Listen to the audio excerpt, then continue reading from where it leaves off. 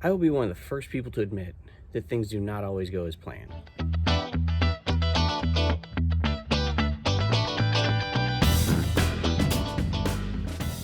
Today's plan is to get these springs in here. That's still the plan. That's still going to happen. However, if you think back to a couple episodes ago, I needed some bolts. The bolts that go there and there that run all the way through that twin traction beam to mount the springs, those are on the way. They're a 10-inch long, 3/4 inch diameter bolt. And there it was. I needed these bolts, or so I thought. These are 3/4 inch diameter, 10-inch long bolts. I did believe, they go here. They do not. You know why they do not? This is for 2-wheel drive. This is 4-wheel drive.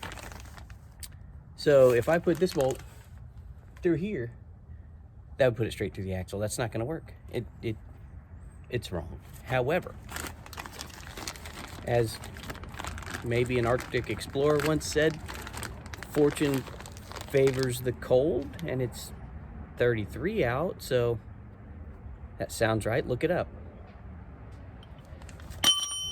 What I can use off this bolt is this nut. I still need this. This is 3/4 inch diameter. I believe it's a 10 or 16 thread pitch. I'm gonna say 10. I'll look it up here in a little bit. But this is actually a lock nut. If you can tell, this part of it here is rounded. It's oblong shaped. So it squeezes here.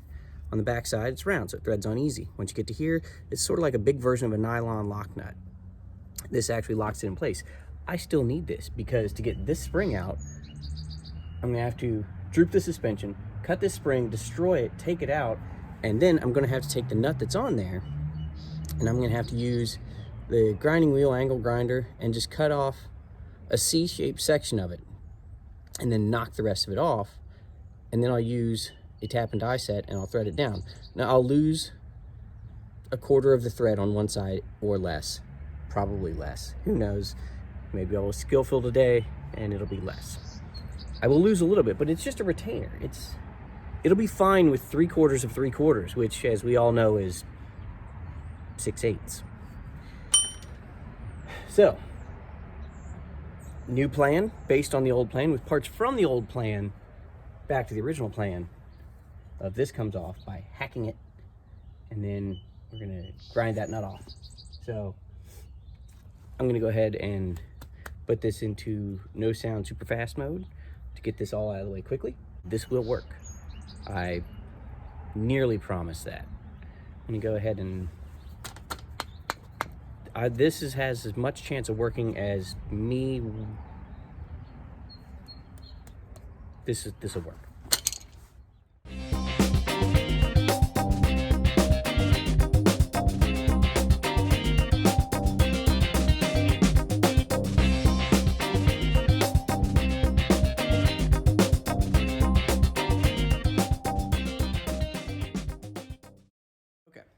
So we got that off. I saved 2/3 to 3/4 of that shank, just like I thought we could. But now, I have to show you my 2 secret weapons that made this entire thing possible with me cutting the coil and hacking that nut and then tapping the rest of the way off. And the secret weapon I didn't even have a week ago. Check this out. This is an old Ace Hansen brand tap and die set. I found it at a thrift store in Florida. And this thing is a monster. First of all, wooden box is awesome. Second of all, instructions are still included. I won't read those. But this thing goes all the way up to 1-inch size taps. Or actually, this be a die. That'd be a tap. It has all the way down to like 1/8 inch. This is a superset, so it has tiny stuff and giant stuff. This is a whole bunch of extra 1/4 20 taps. This guy must have done a lot with 1/4 20 because these are all 1/4 20. So whoever owned it first. So this has everything I need to rethread a 3/4 inch diameter bolt, which is what I have to do. And I have to use this one right here, which is 3/4 inch and 10 thread pitch. And that's one of my secret weapons. I don't have a socket that fits this.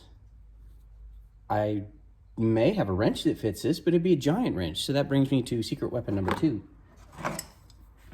Also, at a thrift store a couple years ago, I found an old railroad 8-inch adjustable crescent wrench, and this thing is a monster. It will go probably out to 2-inch, so this will easily fit this, and it's short-handled, and it's going to make it really easy to just tap this and turn this in the small amount of room that I have. And I don't know why I keep saying tap. That's a tap. That's a die. And yes, I'm aware, start from other side. If you don't know, what you got to do is, these are not threaded the same all the way through. There is a wider section, and then there is a more finely threaded section on the back side.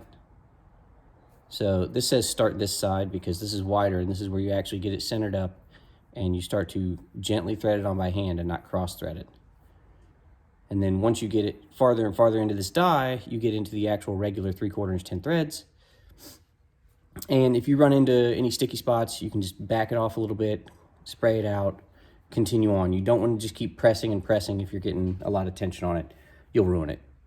So, 2 secret weapons, giant old tap and die set that's freaking cool. Wood case is even awesome.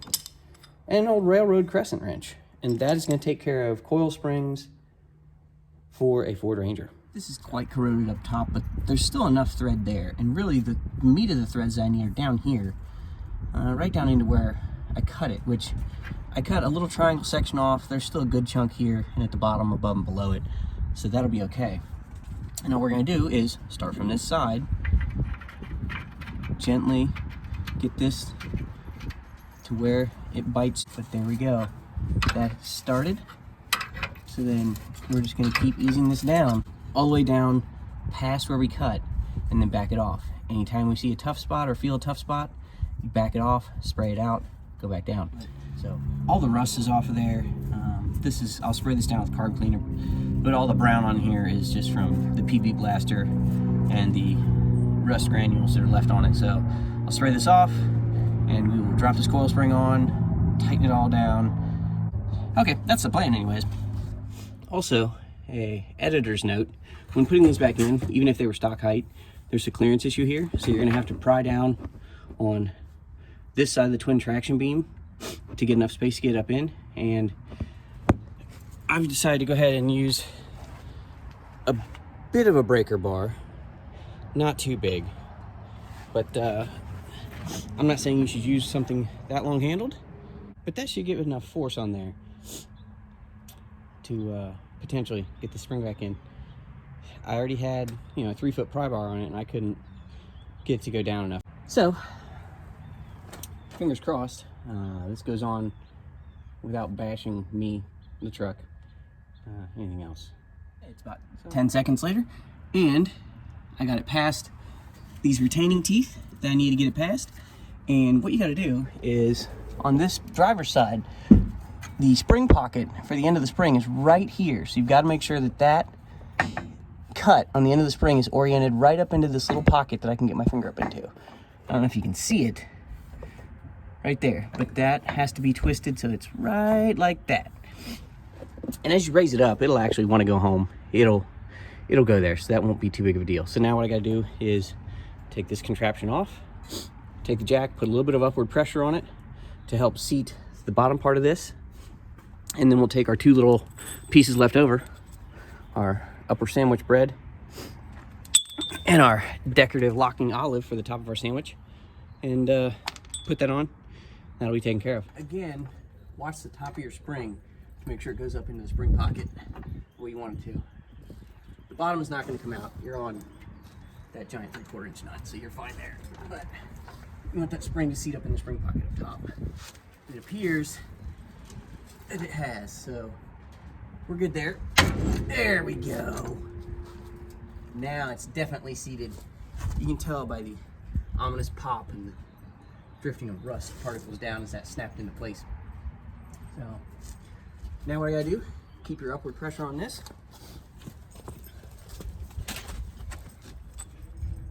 And there's no way you're really gonna get it in between here. So you have to kind of fish it down through here.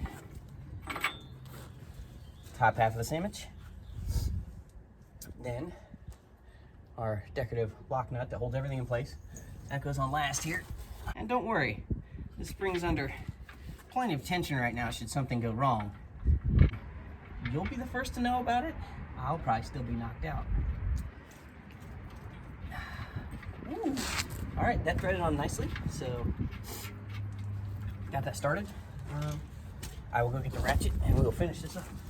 Also, to simplify jobs like this, make sure that you leave tools spread out all over the place so that when you're trying to find a specific part or specific tool to finish what you're doing, you have to look everywhere and walk as far as possible to do it. It's a good way to get your steps in for the day. Okay, so the socket is a deep well 30mm socket.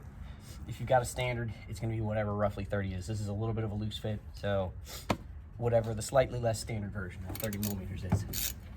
And I started the threads by hand. It's going very easily, which is nice.